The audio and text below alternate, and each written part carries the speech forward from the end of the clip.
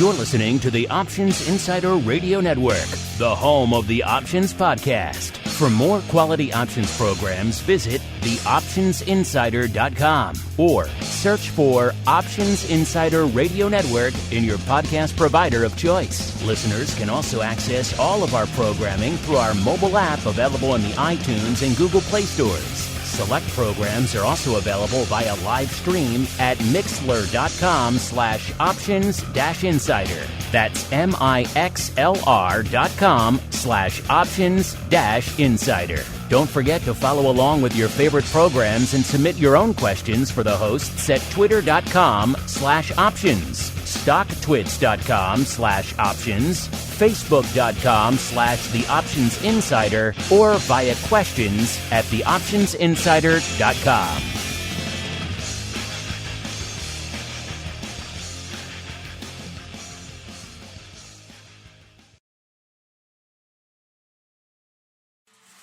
Welcome to Volatility Views, the premier program for volatility traders. Each week, we'll take a deep dive into the world of volatility with in-depth analysis, trading activity reviews, strategy breakdowns, cutting-edge education, and much more. We'll also bring you exclusive conversations with the traders, researchers, and asset managers who are reshaping the volatility landscape.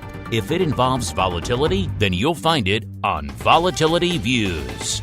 Volatility Views is brought to you by MIAX, one of the fastest options platforms in the world. MIAX is now trading options on the SPIKES Volatility Index, offering pinpoint accuracy, radically faster dissemination, and a highly transparent settlement auction for confident trading, all for competitive exchange fees. It's time to make a change and give yourself an edge with SPIKES. Learn more about SPIKES at www.miaxoptions.com/spikes. Options involve risk and are not suitable for all investors. The statements made are provided for information purposes only and are not intended to provide and should not be relied on for financial or legal advice. And now, it's time to take a deep dive into the world of volatility. It's time for Volatility Views. All right, everybody. That music means it is time once again for Volatility Views, the premier program for volatility traders. My name is Mark Longo from theoptionsinsider.com, as well as, of course, from this fun little network upon which we are all engaged right now. If you like what you hear, not just on this show, but on the network, make sure you leave those reviews, those comments out there so other folks can continue to discover the network in these crazy, trying, troubled times out there. And, of course, keep those questions coming. We do love to hear from you guys most of the time. I'm going to say 99.9% of the time. So keep those coming. We do love to hear from you. If you want to join us live every Friday, noon Central, 1 p.m. Eastern. Remember, it's back to the old time again, noon Central. It's a good time to view some volatility, we think. So join us there via the Mixlr chat if you are so inclined, or after the fact. We don't judge. As long as you get the show, we won't hold it against you. Let's see who's joining me on the old program today. First, let's go out to the MIAX hot seat, where we are joined once again by Mr. Tom JARCK, the volatility product specialist over there in MIAX land. Tom, welcome back to the program. Thank you, Mark. Glad to be back on. Just, getting settled into the fall here. Kids are back at school and looking forward to a good show with you today. All right. And also joining us on the old program today, he is the rockingest of lobsters, Mr. Andrew Giovinazzi from OptionPit.com by way of Carmen Line Capital. Mr. G, welcome back to the program, sir. I'm trying to start the show out with no umbrage. So far, it's going okay. I'm in an okay mood. I'm in an okay mood today, Mark. No umbrage. Well, that's all we can hope for from you, sir. No umbrage is our goal here on the program. And I do believe we are also joined, doing double duty on the MIAX hot seat. Let's see if the magic of technology is smiling upon us for our guest here, Mr. Luke RAHBARI, the CEO at Equity Armor Investments. Luke, can you hear me? Are you there, sir? I can hear you, Mark. How are you? All right, there he is. Third time's a charm over there. Welcome to Volatility Views, sir. Thank you. I know you were on our Options Bootcamp program a while ago, but this is obviously a different program with a little bit different audience here. Why don't you go ahead and give our audience a real quick overview of your background, particularly as it pertains to the volatility space, including I do believe you may have crossed paths with one of our fellow co-hosts here in the past. Yeah. Tom and I used to work at the same firm. And, I was telling one of your assistants that was about 50 pounds ago for me. So it was way back when. I started trading the SEBO around 93. I went to an upstairs desk trading OTC, and our firm originally was one of the first firms to be making markets in the VIX options pit at the SEBO. And I used to market the VIX with the SEBO before it actually was a product in U.S., Canada, and VIX. There was a lot of interest in it from overseas customers, actually, believe it or not, before there was in the U.S. So that's basically my background. I've been around a while, and I've gotten a lot fatter.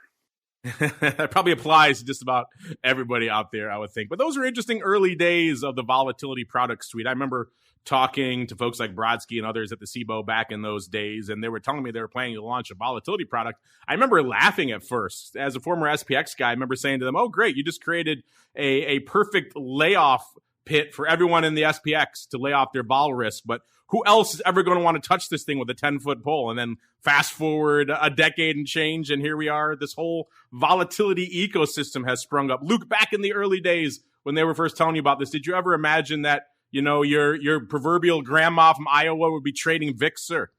You know, I was of two minds about it, because I didn't think that people would be able to understand the difference between VIX futures months and the VIX options. That was always one of my things, because, you know, you see a price of a stock and you think those are the options that are trading with it, but obviously that's not the case when you have a future product, right? It's the SEP options with the SEP futures.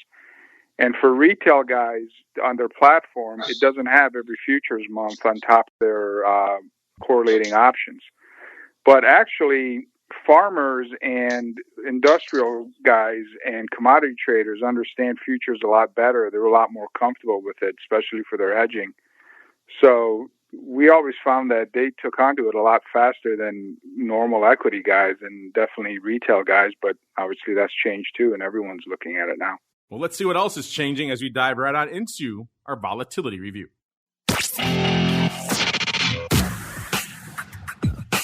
It's time to break down the latest developments in the volatility trading world. It's time for the Volatility Review.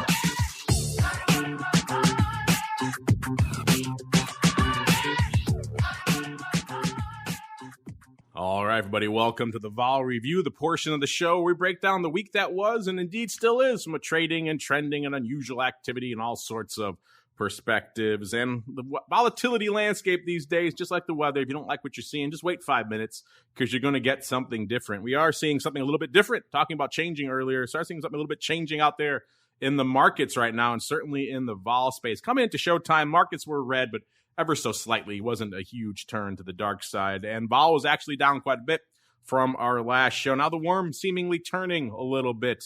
Markets have ticked off a little bit. Dow's off about 0.75%. S&P off over 1%, about 1.2%. And NASDAQ threatening 2% to the dark side, off about 1.75%.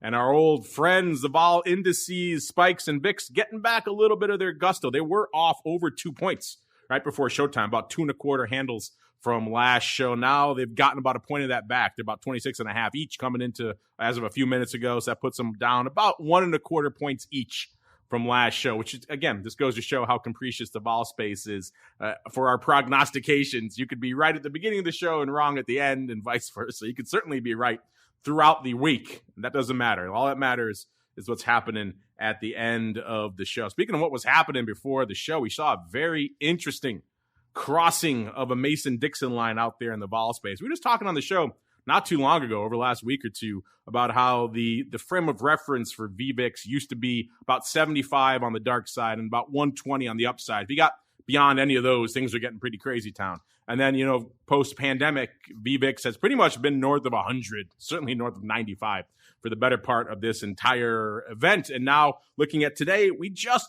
hit 99, just broke 100 today, for the first time since about February 20th, I believe. So pretty much since the pandemic really kicked into high gear. That's an interesting number. That's the kind of one where we saw that. We thought, maybe this is the sign of a little bit of the calm before the storm. Didn't last too long. VVIX now getting a little bit of its gusto back above the 100 level now, back up to 101.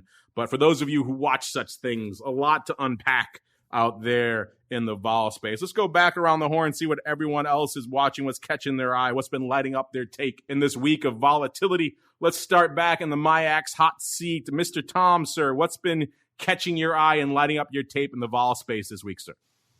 I guess a few things, but first I want to just respond to Luke. 50 pounds for you, probably, not to brag, but only about 10 pounds for me that I probably put on since we last actually met in person a while back. But what's been catching my eye? So, obviously today's, we're getting towards the lows. We broke that 50-day moving average. This week we've been dancing around it, and we're definitely, through. The unique thing has been, a few weeks back, it was all about, market up, spot up, skew up, convexity up, and it's just been the complete opposite on the move down here. The last, few sessions, with skew and convexity, definitely getting, coming off, as well as, vol just not performing like you would normally expect. And part of that is because, in my view, that some of the, the skew is, pretty elevated prior to all these moves. And then, it's just, I feel like, volume wise, it seems a little bit on the lighter side just from some of the things I'm looking at. But, you look at the single stock world and things are moving around quite aggressively. So it's been, pretty decent. But I'll let some of the guys chime in, and we'll come back to some more things. All right. I do believe we have some rare double duty going on here, in a little bit of a handoff going on in the option pit hot seat out there. But before he runs off to his kayaking paradise known as Maine, Mr. Rock Lobster, sir, what is catching your eye? What is lighting up your tape out there in the vol space this week? I think the biggest thing is just convergence. Like the crazy cash future number is starting to come in a little bit more, which is making VXX the craptastic performer of the week, just melting away slowly but surely. And the only other thing I'm looking at is tech. You know what? Apple's down, $30 from its top, or a little almost, which is a pretty good chunk of, that's like $120, right? Pre-split. So these stocks have given back quite a bit in tech world, and it doesn't look like they're quite done yet. The last legs have been kind of leaking out, and I think that's part of what the vol story is. So I will let Sebas continue if he's all bright and spanky clean and shiny after his NASDAQ interview. I do believe, yes, we have a bit of a handoff going on here in the land of the pit as we are joined once again by the greasiest of meatballs, Mr. Mark Sebastian. Mr. Mark, were you two-timing us with Mrs. Malandrino over there in NASDAQ land, sir? I was. I How dare you? And Andrew was covering for me. So what is catching your eye out there in the vol space these days, sir? I got to second what Andrew just said. We have, the market is, you've got the NASDAQ stocks getting absolutely spanked. So what led is now leading on the low end. And you have money rotating out of the NDX, out of the mega caps and into things like financials, industrials, which have been pretty strong. I think if you look at the relative performance on the downside of like the Dow Jones Industrial Average to the NASDAQ and the SPX, you'll see where all the money is leaving the market, and it is in the mega caps. Apple, Amazon, Microsoft, Facebook, and the Google twins are taking us lower. Yeah, hard to believe money can actually rotate out of those names. I didn't know that was possible anymore out there, given what we've seen over the past 6 months or so. Luke, obviously a lot to unpack here. It's been a somewhat unprecedented 6 months or so here in the market. Certainly yet another tumultuous week out there. We're rallying, we're selling off, we're mixed, we're all over the place. VVIX dropping below 100 for the first time. A lot to unpack. What has been on your radar from a vol perspective over there at Equity Armor over this past week, sir? Yeah, it has been interesting, but I have to agree with what Tom said. So let's call it the SoftBank trade, right? The SoftBank trade was happening, the stocks were going up, call option volume was high, and volatility was going up at the same time. And now we're in a couple of weeks later, this week, we're in a position where stocks are coming down and volatility is coming down. And then, as Tom said, SKU's coming down as well. But I will say, it's all relative, right? It's all relative to what value or what level the VIX is at. And for us, a normalized VIX is around 16 to 22. You're looking at a much higher number, right? So it's hard to keep that. It's hard to keep that VIX level higher if the market doesn't make certain percentage moves. And the thing I always like to look at is at the money straddle in the front month. Let's just say in the SPX, look at the 33.15 or the 3300. Take the premium of the call and the premium of the put. That's what the market expects the SPX is going to move around, right? So keep an eye at that at the money straddle and see what volatility is doing. If you see the market not making those moves, but volatility staying bid, staying steady, or coming down, you can make some assumptions about where people think volatility is going, what's going to be happening. So that's the thing I'm looking at. But I have to agree with Tom. That week when the market was going up and vol was going up, usually when you see that, it follows up with a market drawdown. So keep an eye out. There's a lot certainly to keep an eye on and unpack there. Let's roll on into some of the other products on our radar out there. Obviously, Spike's futures still halted. We're all waiting for the good word out there. We can start slinging those futures against the options out there. Coming into showtime today, we saw some interesting maneuvers out there in the old VIX futures curve. Again, remember last week that cash had a little bit of a mind of its own. It was a little bit juicy, so it was somewhat obscuring some of the traditional relationships out there between the future. Now that cash, at least right before the show, that may be changing any second now, but for now at least, the cash was a little bit calmer, and that was bringing back into stark relief what's going on out there in the rest of the curve. That OCK future, remember, Sep off the board here, OCK future, which has kind of been the focal point for a lot of this election hand-wringing. We've been watching that pretty much since January. What the hell is going on with that OCK future?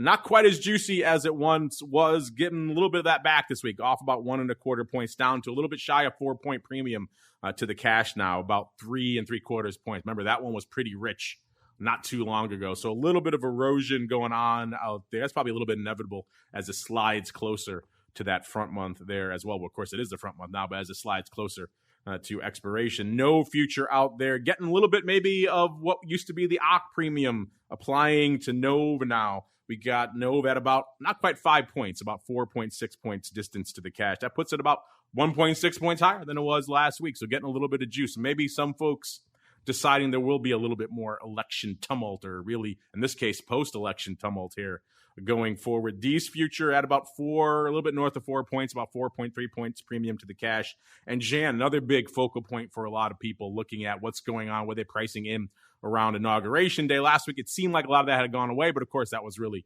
due to the cash jumping all over the place.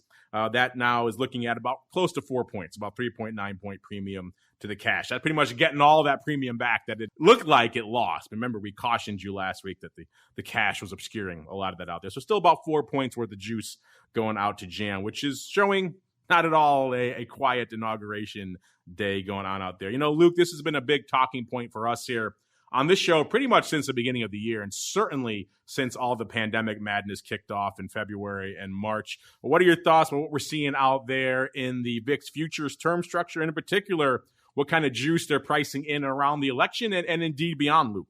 Yeah, so the one nuance is the OCK VIX futures are really coming off the NOV S&P options, the calculation.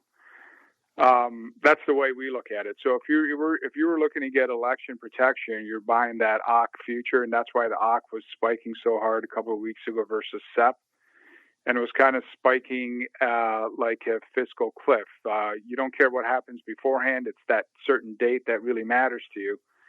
And obviously, that's come down some from a couple of weeks ago. But I think if you have an opinion on the election and you don't think that you're going to have a winner on election night and it's going to take a few weeks to sort stuff out, you got to start looking further.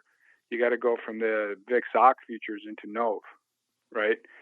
And then you got to price in some of that with, depending on who wins, there's going to be a tax implication, and are people going to sell a lot out of their stocks before some new tax rule comes in, either for capital gains or corporate taxes, which would obviously bring price earning ratios down. So I think there's a lot of positioning for that, and I think it's going to kind of turn into people are going to lower their positions, getting closer to elections, and then they're going to a couple of weeks beforehand is when they're going to pile in, and I think that's when you're going to see some really big moves in the VIX and a lot of positioning. And I think for now they're just lowering the stock position, and then when that gets closer, they're really going to pile into the VIX. So a lot of this stuff isn't fundamental trading; it's positioning for changes in rules and an election that, could show a 2,000 point move in the Dow. And when Trump first got elected, I think I was on a plane, and overnight, was it a 900 point move? Yeah, it was about 1,000 points in the Dow almost instantly. Yeah. Yeah. So, could be bigger than that, but we'll see. Again, look at that at the money straddle. We'll see what the market is expecting. I think that there's going to be some positioning a couple of weeks beforehand, and volumes are going to spike really hard. Does seem like the markets are positioning. We were talking about this earlier on some of our other shows, like the Option Block, positioning for maybe another October surprise in the works. Of course, in 2016, we saw that last-minute Comey announcement there. And I think that actually broke during Volatility Views, as I recall. And that certainly turned the worm from a vol perspective. You could argue for the election perspective as well. It seemed like the market kind of bracing for something like that as well, leading into the election. And, of course, post-election, you're right, all sorts of other impacts. And perhaps the fact that we don't know who the heck the winner is going to be. Market seemed like it's bracing for a lot of that as well. And I do recall that night very well. I believe I was doing a live election night show with our buddy here, the once and future Dr. VIX, Mr. Rhodes. And that's when he informed me that Trump had just won Ohio. And that's when I said, wow, this is really serious.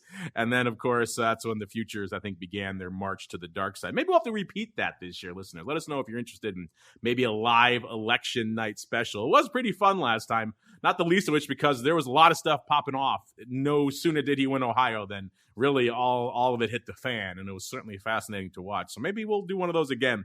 Little live stream for you guys out there. Listen, let us know if you're interested. Mark, same question for you, sir. What is catching your eye out there in the ever-evolving, ever-head-scratching VIX futures term structure, sir?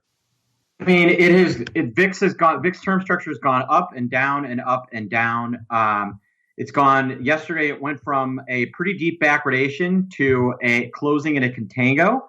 And now we're right back to being, pretty flat.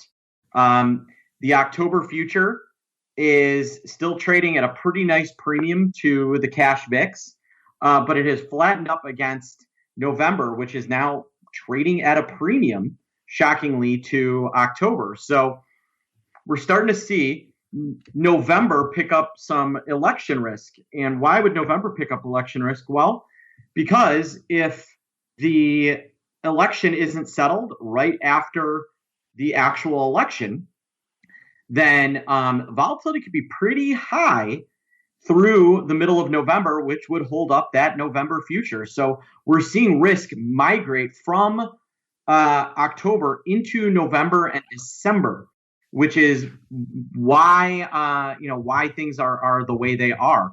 I actually kind of have liked the October-November spread for a while. And as I look at it, I actually think the December-November spread is interesting. And even more interesting is the December-January spread.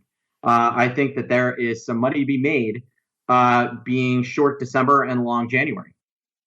Yeah, January, certainly. That's another one I've been fixating on for quite a while out there, just for a number of reasons, not the least of which the opportunities, but also just what that shows and potentially implies for the market post-election. Not exactly an easy, non-bumpy post-election road out there. Tom, same question for you, sir. What is catching your eye? What is lighting up your tape out there? It looks like, speaking of lighting up the tape right now, it seems like the sell-off is exacerbating. The Dow just crossed the off 1% mark now. S&P off about 1.5%, and the NASDAQ off over 2% now, about 2.1%. So a little bit more red on the screen as we're moving into the second half of the show here. Tom, what is catching your eye on the vol surface this week, sir?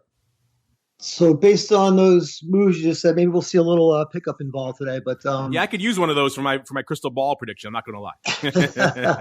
I didn't look what your prediction was, but one of the things I like to look at too is just all the. I mean, in the universe of options that are listed now, you can see so much granularity with all the daily options and weeklies and Wednesdays, and so if you're looking at the term structure, like November 2nd options on SPX or SPYs. November 2nd, November 4th, November 6th. I mean, you can see it's all the way, through all those. But for people that are really trying to fine tune and play the election like that, I would imagine they're doing, they're going to be using the actual index options and trying to, predict or put on the trade exactly how they want it. VIX futures obviously, takes into account a lot of that, but sometimes it's a little bit different beast, if you will. But I just wanted to mention something Luke was talking a little about the history of the VIX back, so I remember trading pricing up an OTC option before any VIX products were even listed back in, I think it was like 2003 or 4, long time ago. But, we used to do those things back then. But I think, around elections, I think late in October, who knows, there could be announcements of changes in who's running or, who's being VPs and things like that. You just don't know. And I do think a lot of firms are going to want to be, risk off going into elections and going into that time period. I think liquidity is going to, be a challenge for, think about the dealer community, even the market makers. I mean, things are going to widen up. Things are going to become. So my advice always is don't wait till you have to hedge or put your trades on. You might want to think a little bit ahead of time.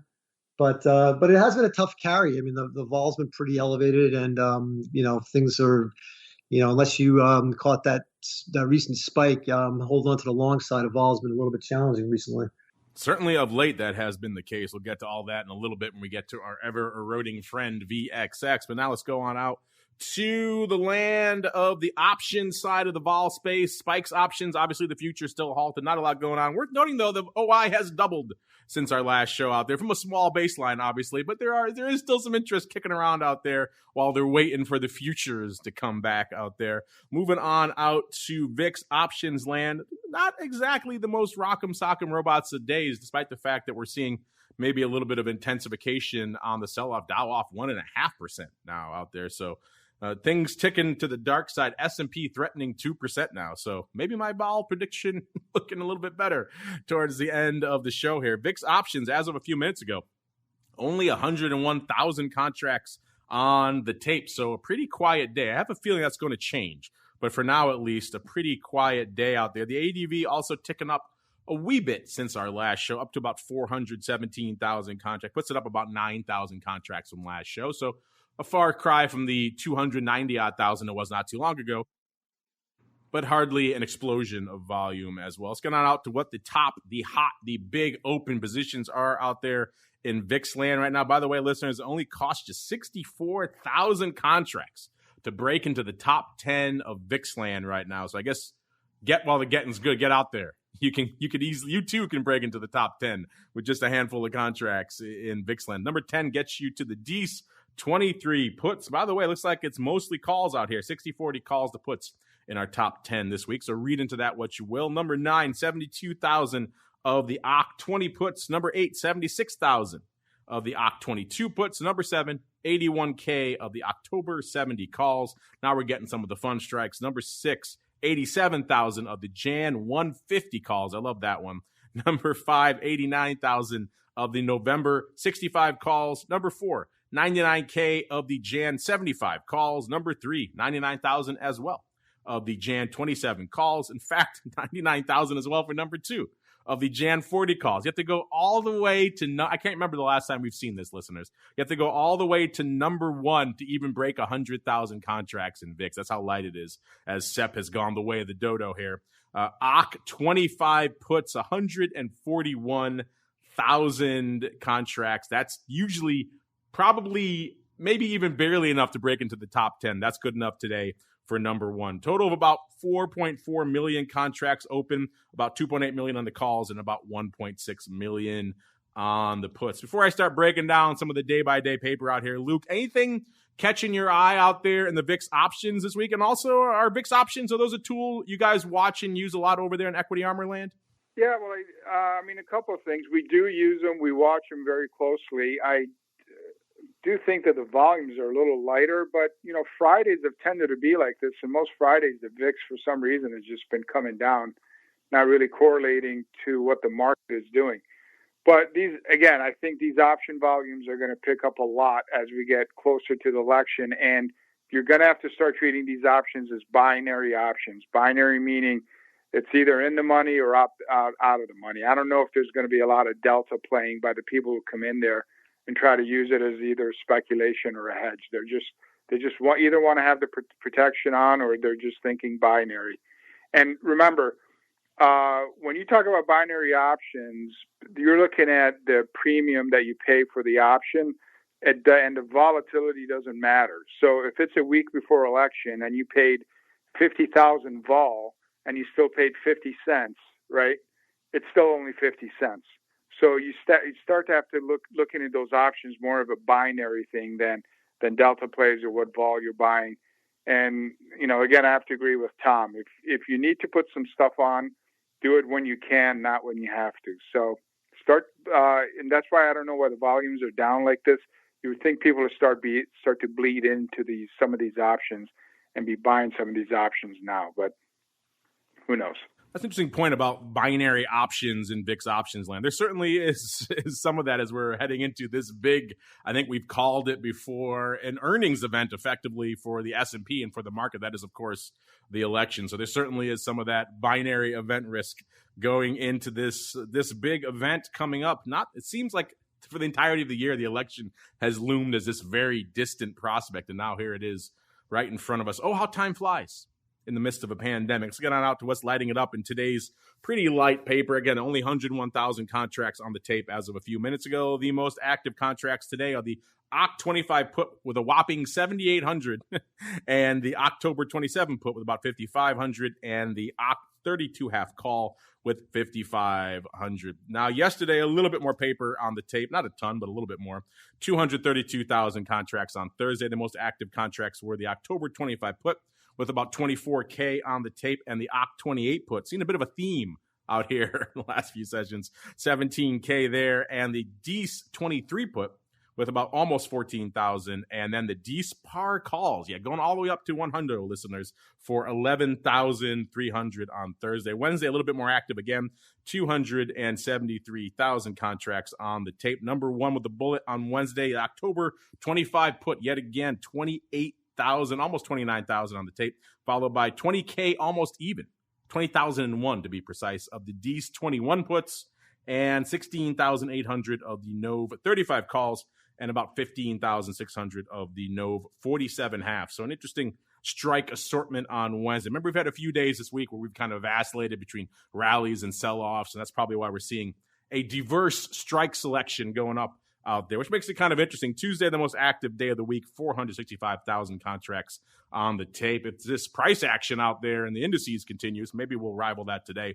The options volume so far not showing that, at least in VIX land. The most active contract on Tuesday, the NOV 110 calls.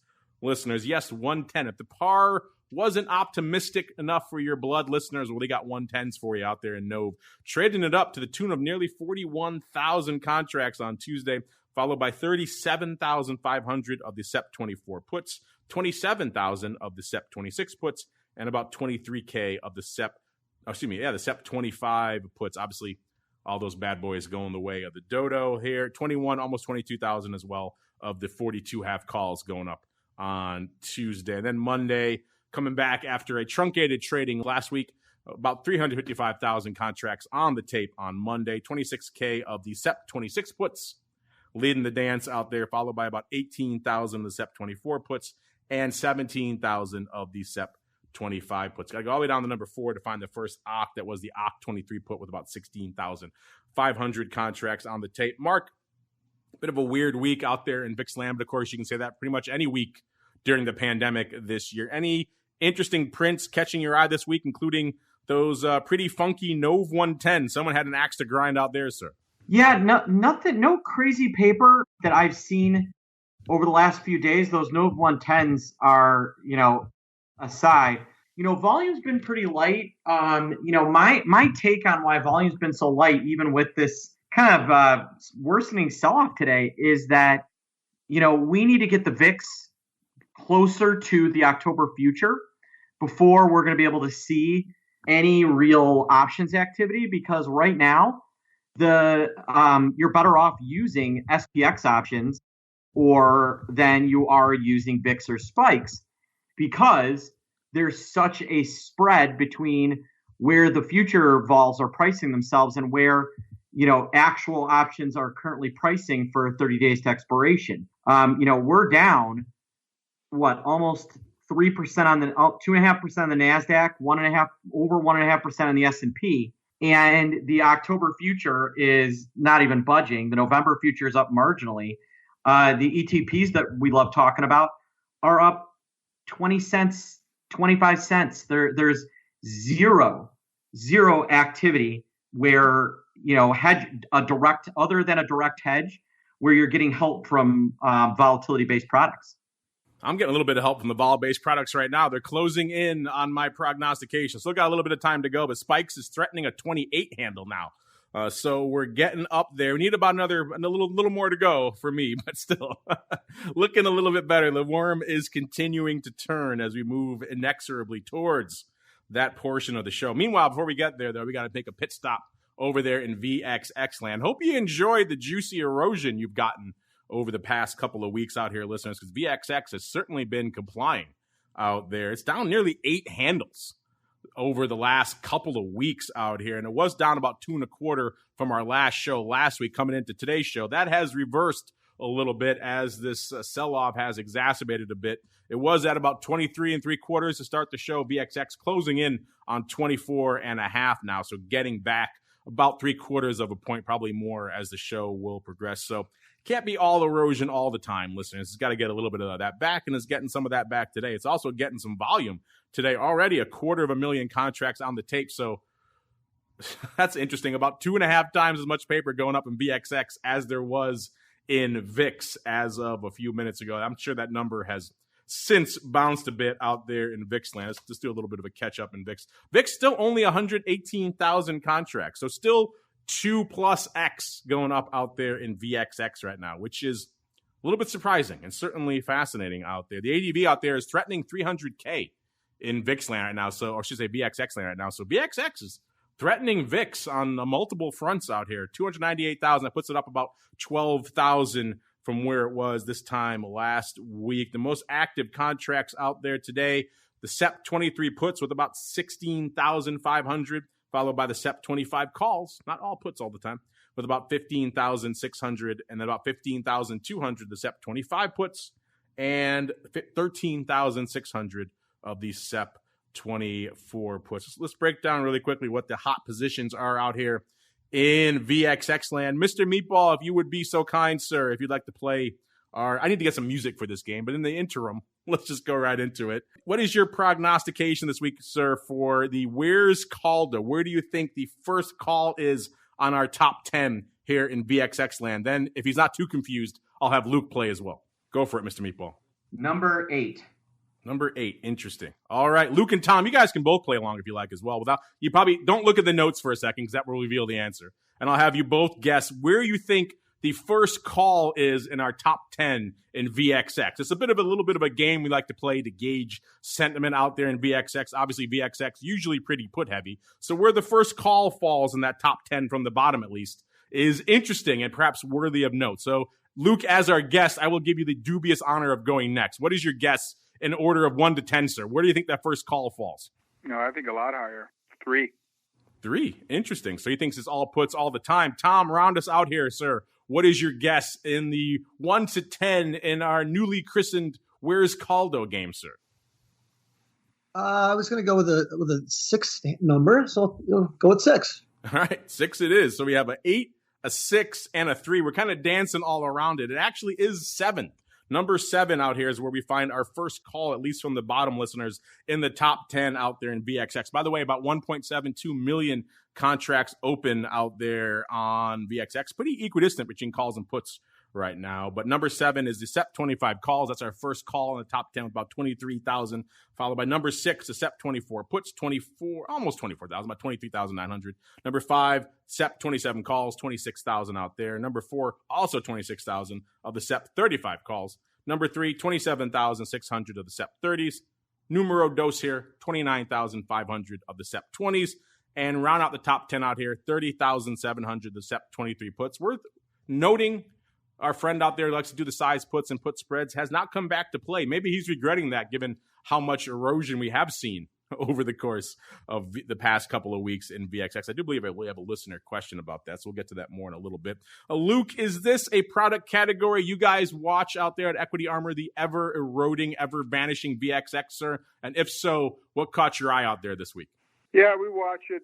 I mean, minute by minute, we have our own mutual fund that has a constant hedge on it, and we use our own proprietary vol hedge. And to trade around it, we use VXX and other products that you talk about. So we always have ongoing positions in there or in some of our other portfolios.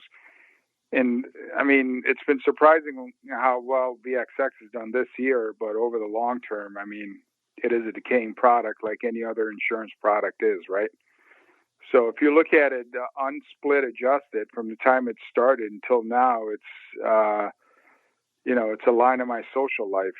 It's just straight down. But you do get these spikes that can catch you in years that VXX has pretty good performance. So we try to capture some of that using VXX and VXX options and some of the other products. But I'm a little surprised by the call volume because I would have thought as all the money's coming out of mutual funds and ETFs in the short term, mostly from retail, that they'd be putting on some protection, and usually they either do that by buying it or buying some calls. So I am a little surprised. I think everyone's social life has taken a bit of a downturn since March there, Luke. So don't feel too badly about that. Not a lot of heading out and socializing these days. This is about it. All these virtual socializing is the new norm here, Luke. But you're right. VXX, I do believe it is the greatest value destruction, product in recorded history, something along those lines. Since inception, it's lost 99.9% of its value over time. So kind of hard to compete with that from a long-term perspective out here. Mr. Meatball, I know you're crazies in the pit chat and the trading legion and all that fun stuff. They love themselves a little bit of VXX, particularly when it plays ball like it has, maybe surprisingly, over the past couple of weeks. What's catching your eye out there in VXX land this week, sir? Yeah, again, it's how lazy it's been. It's unbelievable. I've never seen any the market. I mean, I guess I have, but this just shows you how I think overbaked the market was. It is. It was pretty darn nuts over the last few days and weeks, and vol rallied when we were rallying, and now vol's doing nothing as we sell off. It's unique, I'll say that. You know who isn't nuts though? It's our audience. So we're coming up against it. So without further ado, let's get some of you guys on with a little bit of your volatility voicemail. It's time to share your thoughts and opinions with your fellow volatility traders. It's time to check the volatility voicemail.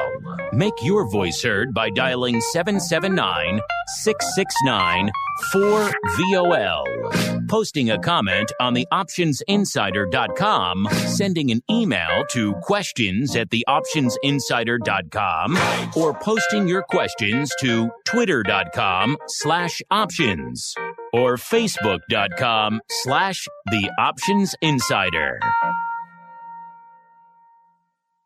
All right, everybody, welcome to the Vol Voicemail, the portion of the show where you guys take the reins, your questions, your comments. Let's kick things off.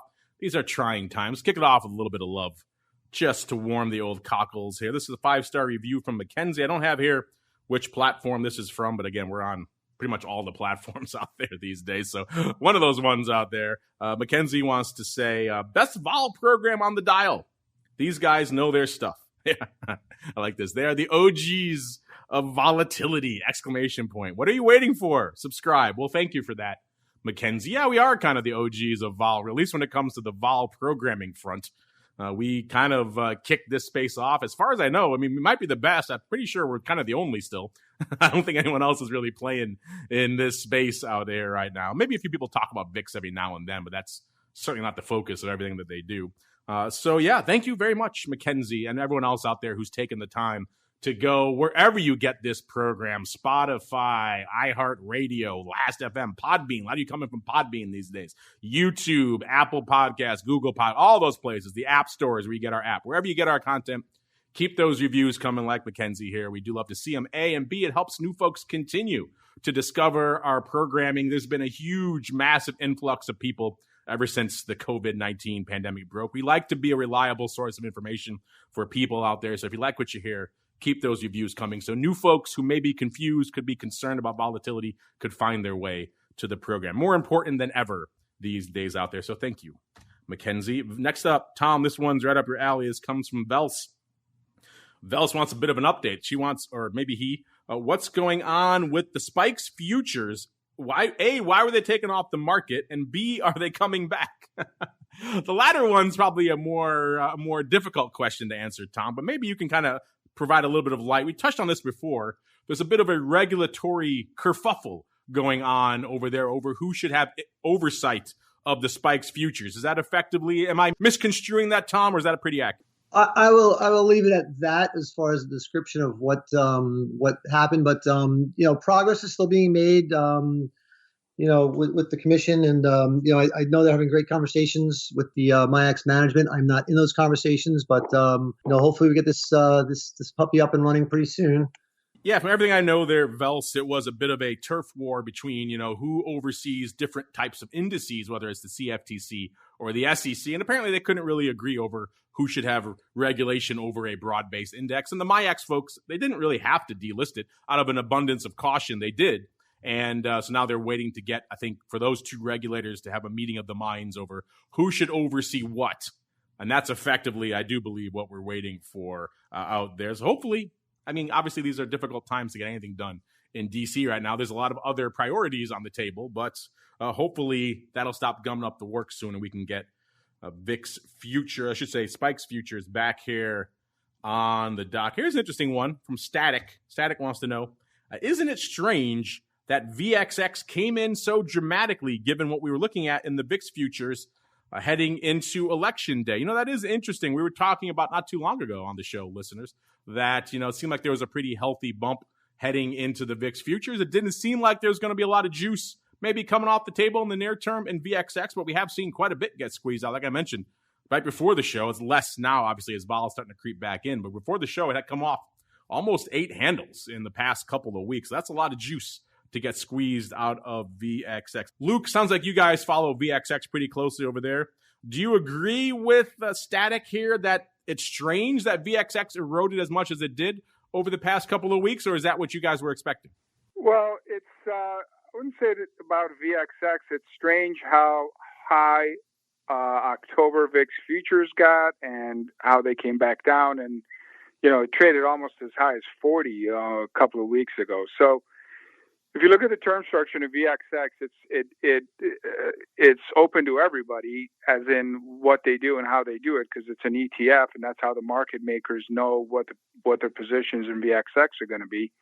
That's a simplified way of putting it, but they've got to roll out of the front month into the second month into whatever they're doing in a systematic way, and the price that VXX is at is got to do with the type of VIX futures that they're holding, and obviously VIX futures, the prices have come down, so the VXX value is going to come down. And then as far as supply and demand, again, supply and demand has gone down a little bit, or rather demand has gone down, so prices have come down. But it isn't strange how it's behaved if you look at it in terms of what VIX futures have been doing, which is really how you should look at VXX. Yeah, certainly when you look at it through that lens, obviously the VIX futures were looking juicy, but they did give up some of the ghost, and that certainly can contribute to a little bit of erosion. Mr. Meatball, same question for you, sir. Do you agree with Static or that it's weird out there that VXX has come in this much, or do you agree with Luke that maybe not so weird, sir? Yeah, I think that if you take into context that vol rallied as we were going up, that it needs to come off as we're coming down. Why? People are taking off winners. That's what people do when they win trades. They pocket the P&L. And, call buying is waned as markets have come off, and call buying in SPY and the Qs and all those names was a big driver of the rally and volatility. And so there you have it. There you have it indeed. We'll have to leave it there for your questions, listeners, because it is time for that most difficult, most dangerous portion of the show. Yes, it is time for the crystal ball. It's time to peer into the future and reveal what the volatility gods hold in store. It's time to look into the crystal ball. All right, everybody, welcome to the crystal ball, the portion of the show where we break down what the heck is cooking, what is popping off out here, and what we expect to pop off in the coming weeks. And it seems like the sell-off has mitigated a little bit, so that's not exactly working in my favor now. The NASDAQ off about 1.75%, the S&P off less than 1.5%, about 1.4%, and the Dow getting a little bit juicy though, off about 1.15% out there, but not enough to keep juicing my vol. So now I have officially announced the extension of volatility views for another couple of hours until the vol can move my way. Because coming into the latter portion of the show here, we're seeing spikes was threatening the 28 handle not too long ago, now giving some of that back, 27.38. Dare I say it, looking pretty close to where the meatball was last week. VIX cash, similar levels, a little bit north of that, about 27.65 or so out there. I was at about 29 double, which was a little bit north of where we were this time last week. So I thought we'd sell off a little bit and then come back up. And we were seeing some threatening of that, but not today. And of course, Mr. Meatball's at 27.27, which Mr. Meatball, at least in the spikes lens, looks pretty good. You're almost within a bullseye. You're 0.11 away. Our bullseye is 0.1. But hey, in these trying times, I'll give it to you. How about that, sir? You get a bullseye today. I'm looking at a VIX that just printed 27.21. I was looking at spikes. I can pull up a VIX. Okay, I'll give it to you. I'm feeling, and spikes, yeah, we're right there with spikes too. So I'm feeling pretty confident about myself. I'll let everybody else go first, and I'll go back. All right, you get to choose then. Who goes first? All right, let's go with TJ. All right, Tom, you know the drill. What are you feeling this time next week for spikes and VIX, sir? Well, for spikes, I think we come a little bit off this level. I'm going to go to 26.32. I like it. I like the precision. 26.32 out there for Mr. JARCK. All right, Mr. Meatball, I'll let you choose who goes next, given the rarity of your bullseye, sir. All right, well, I'm going to say not you. Gee, thanks. Okay, so I guess that means, Luke, you get the dubious honor of going second. What are you feeling for where VIX and or spikes will be at this time, the end of the show, not the end of the day, the end of the show this time next week, Luke? I'm going to go with spikes as an homage to Tom here, and I'm going to say that it's going to be about 27. Interesting. So we're starting to line up here around a level out here. Well, Mr. Meatball, I guess that means by default, I shall go next, and you could do your little victory lap at the end there and try to cart me by about a nickel or so like you like to do. So, yeah, we got Tom at 26.32. Luke at a 27 even. We're at about a 27.32 right now in Spikes land out there, listeners, to wrap up the show. You know, I've been leaning a little bit north of where we have been for a couple of weeks, and we have flirted with them intra-week, but not when it counts at the end of the week. That's the rub here in volatility land. So coming into today's show, I'm going to say, this is what going third is hard because he already camped out on some spots that I kind of like. So I'm going to say here, but a little bit north. I'm going to say a couple of points below where I was this time last week. I'm going to say 27 double, so 27.55. So we're going to get some erosion as we usually do. And then it's going to kick up again, maybe even during showtime next week. And we'll get a nice march right up to the 27 double strike. And I shall celebrate my bullseye accordingly. All right, Mr. Meatball, I have bought you enough time, sir. What are you feeling for this time next week? I'm going way below everybody. Way below. Go for it. I'm going to go 24. You're just a big fan of Kiefer Sutherland. You can say it out here on the show. I get it. I am. I had a feeling you were going to go for Chloe, 24 where are you, Chloe? Yeah, the PDA. Remember the magical PDA before his smartphones, and he could do everything in the world with his little PDA. Ah, how the world has changed since the heydays, the halcyon days of 24. So there you go, listeners. There's our market this week. 24 on the dark side. I had a feeling it was going into 24 handle this week. And then Tom is the next darkest at 26.32. Luke at a 27 even, and I'm at about a 27 double out there. That's your vol market for next week. Unfortunately, that music means we've come to the end of another epic journey through the world of volatility. Hopefully you like what you heard out there. We talked spikes, we talked VIX, we talked the futures, talked the options, talked VXX, talked a lot of the old term structure, the erosion, all the good juice there, and a lot of fun stuff. Even a little bit, actually didn't get the UVXY, not a lot of time for it today, but a lot of other products in the mix there as well. When the earnings start kicking back off, we'll get into those again as well. But before we go, let's go back around the horn. Let's start with our guest, Luke. You did an admirable job here holding down one half of the hot seat out here this week. So if folks are intrigued, they want to learn more about what you guys do over there at Equity Armor, where should they go? What should they do? They should just go to our website, Equity Armor Investments, and from the website, they can see some of the strategies we have and how to get in touch with us. I'd imagine with a name like Equity Armor, a few folks might be interested in a little bit of hedging activity these days. Is that the case there, Luke? Yeah, it is. It has been, and maybe in another show we can talk about people overseas hedging their risk with options and VIX and spikes, et cetera, in the U.S. and the correlations between that, which we've been talking to some people about. Interesting. Look at there. Luke, smart man, already setting up a return appearance for himself. See, he's thinking ahead there, listeners. Checking him out over there at Equity Armor Investments online over there. And Mr. Meatball, same question for you, sir. If folks want to join the trading legion, the pit chat, all the fun stuff you guys have cooking over there in the land of the pit, where should they go? What should they do? Go to optionpit.com and come visit us. We write blog posts almost every day. We put all kinds of great content. Just come to OptionPit, give us your email so that you can get it first. Give them your email, your social, your cell number, all that good stuff. And then they'll hit you up a lot of. I'm just kidding. Optionpit.com, of course, the place to go. Sign up for their email. You get all sorts of interesting stuff going on out there. Check out the blog as well. And check out some of their classes and webinars and all the other fun things they have cooking over there. The memberships tab. You can see it all for yourself. And last but not least, sir, Mr. Tom, if folks have questions like our listeners did about spikes futures, about anything going on with spikes, or maybe they want to learn more about all things MIAX, where should they go? What should they do, Tom? For all spikes related and all MIAX related, you can just go to miaxoptions.com/spikes. You'll find a lot of resources there. You can also reach out to me directly if you want, or anybody else on the MIAX team. Thank you.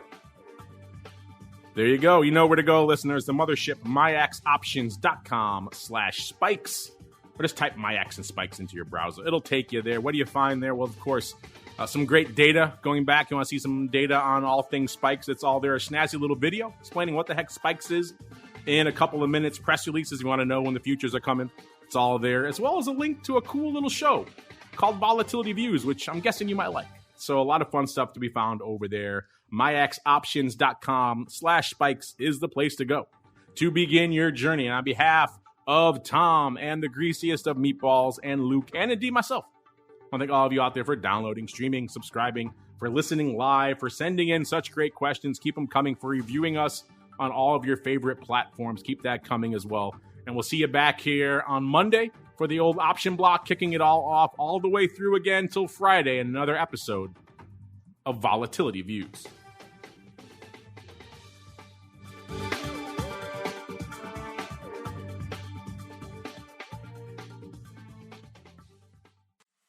Volatility Views is brought to you by MIAX, one of the fastest options platforms in the world. MIAX is now trading options on the SPIKES Volatility Index, offering pinpoint accuracy, radically faster dissemination, and a highly transparent settlement auction for confident trading, all for competitive exchange fees. It's time to make a change and give yourself an edge with SPIKES. Learn more about SPIKES at www.miaxoptions.com/spikes. Options involve risk and are not suitable for all investors. The statements made are provided for information purposes only and are not intended to provide and should not be relied on for financial or legal advice.